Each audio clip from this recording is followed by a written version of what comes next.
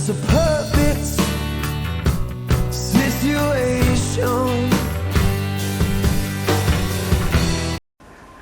Hello, this is Liz. Welcome to my garden.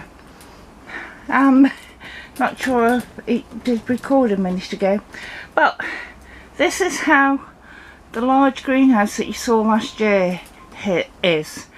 I've made my propagating bench just from wood from that fence that we had, and we've sunk it in the ground a bit so it's more stable, because you can see the shelves that my son got me for Christmas, they're a bit leaning, they're a bit cattywampus because the ground isn't completely level, but I will be sorting that out as time goes on.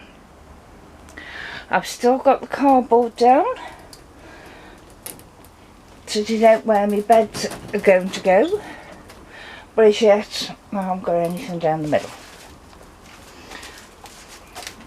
This is my walkway, if you like. It's wood from the fencing put here to make it a bit more easier than muddy, because Lurch, when he put this one up yesterday, it's a quagmire, the mud is.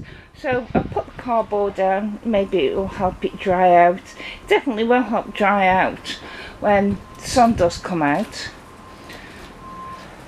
But I bet you can hear the wind now whistling round me. So let's move.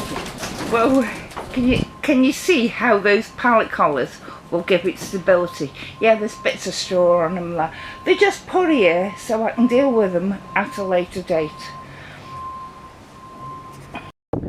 This, excuse the wind, is the rest of my garden building site. Yeah. But this is what it's got to be like at the moment.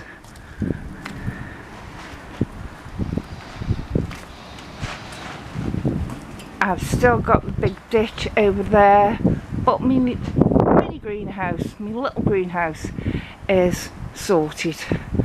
I've just got to let's just sort out the ditch now and fill it in.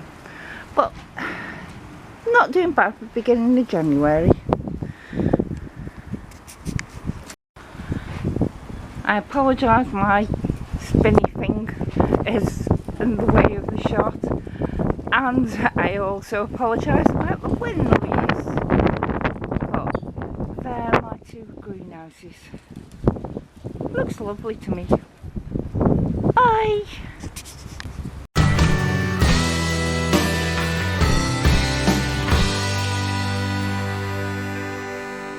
It's a perfect